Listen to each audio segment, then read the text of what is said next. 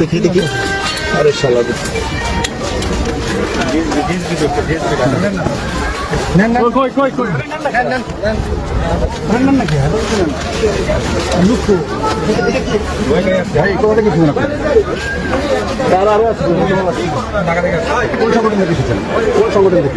আমি কিন্তু সংগঠন নাম ভালোবাসি নেত্রী ভালোবাসা দেওয়ার জন্য কজন এসেছেন আপনি? কয়জন? আপনি কোথায়? সামনে যাবেন? সামনে আছে। সামনে আছে। কি ব্যানার নিয়ে আসছেন? আমরা হচ্ছে আর কি জনকে সেখানে পক্ষ থেকে আর কি ফুল দিতে আসছি, মানে স্মৃতির সাথে ফুল শেখ হাসিনা করতে জি। আপনার হাতেও তো হাতেও তো শেখ হাসিনা দেখা দেখতেছি। আপনার হাতেও তো শেখ হাসিনা লেখা দেখা যাচ্ছে। আপনি মূলত কি করেন, মানে কোন দল করেন? আমি কিছুই করি না, মুক্তিযুদ্ধের পক্ষে। মুক্তিযুদ্ধের পক্ষে। এখানে আসছিলেন কেন? এখানে আসছি যে ভোট দিতে আসছিলেন। কোথা থেকে আসছেন? থেকে ওরা বলতে চাই যে ওনার পক্ষে থেকে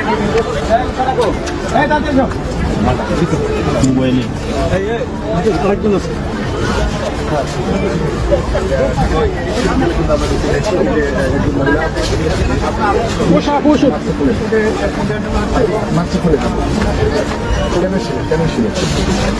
শ্রদ্ধা জানাতে চাচ্ছি। আজকে 26শে মার্চ উপলক্ষে তো আমরা শ্রদ্ধা জানাতে পারি, তাই না?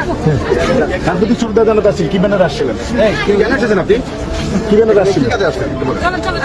আজকে 26শে মার্চ উপলক্ষে শ্রদ্ধা জানাতে আসছি। তো সকল শহীদদের প্রতি শ্রদ্ধা জানাতে আসছি। যে কেউ আসতে পারে না। ব্যানারটা কি ছিল? ব্যানারটা কি ছিল? মুক্তিযুদ্ধের পক্ষে আসছি। ব্যানারটা জননেত্রী শেখ হাসিনার পক্ষে থেকে। জননেত্রী শেখ হাসিনা কি বাংলাদেশে কিছু করে নাই? জননেত্রী শেখ হাসিনা তো বাংলাদেশ আপনি কি করেন? আপনি কি করেন? আপনার নাম কি? আপনার নাম কি? নিশ্চিত কোথা থেকে আসছিলেন? প্রতিহিংসার রাজনীতি থেকে আমরা আসলে বের হতে পারলাম কই রে ভাই? বের হতে চাইলেও আমাদেরকে আসলে বের হতে দিবে না। তার সবচেয়ে বড় কারণ কি জানেন? বাংলাদেশের এই ঘটনাগুলা তীব্র নিন্দা জানাচ্ছি। তার সাথে একটা লাইন কথা বলি, শুনুন। আজকের এই দিনগুলা না আপনাদেরকে সেই দিনের কাছে মনে করেন নিয়ে যাবে, কোনো সন্দেহ নাই। বিন্দু পরিমাণ, জাররা পরিমাণ সন্দেহ নিজেদের মনের ভিতরে রাখেন না। কেমন?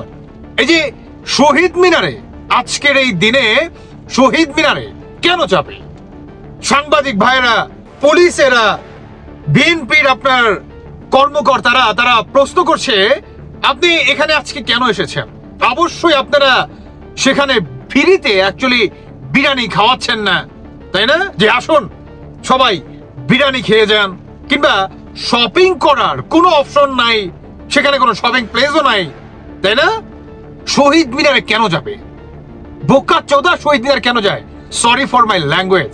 আসলে খুব শান্তভাবে বসছে ভাই, খুব শান্তভাবে নিজেকে খুব কষ্ট করে মনে করেন কন্ট্রোল করে রাখছি। এগুলা দেখা যায় বলুন তো?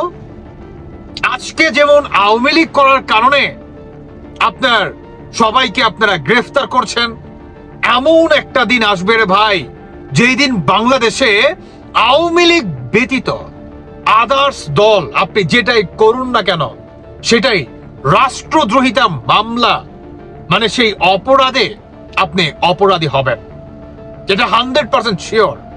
কারণ যেই দলের হাত ধরে আজকের এই মহান স্বাধীনতা বাংলাদেশের জনগণ পাইছে, ইভেন আমরা পাইছি, নিজেদের একটা মানচিত্র পাইছি, স্বাধীন একটা লাল সবুজের পতাকা পাইছি, আজকে সেই দলটা যখন শহীদ মিনারে যায় তাকে জিজ্ঞাসা করা হয় যে আপনি এখানে কেন আসছেন?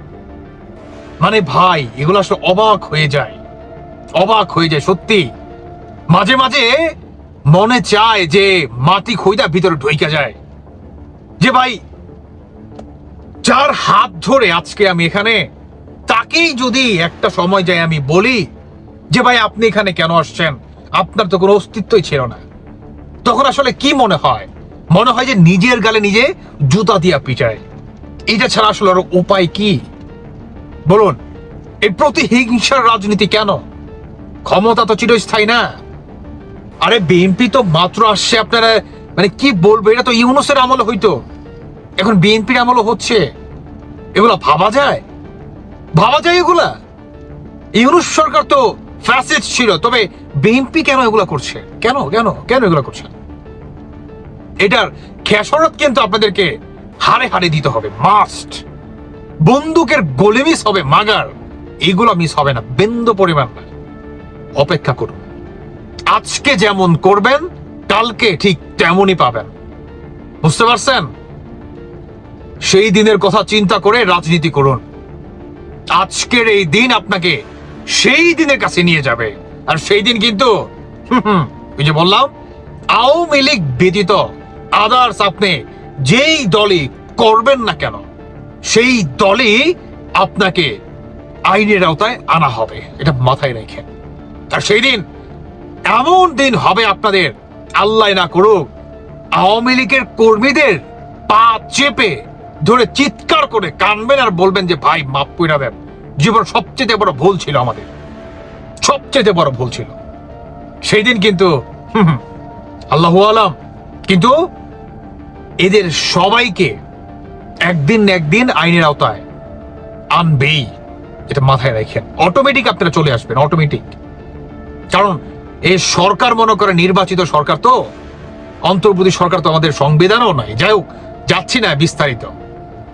একটা অবৈধ গভর্নমেন্ট দিয়ে বৈধ গভর্নমেন্ট, তাই না? তথাকথিত। এনিওয়ে, ভালো থাকুন সবাই। আল্লাহ হাফেজ, আসসালামু আলাইকুম।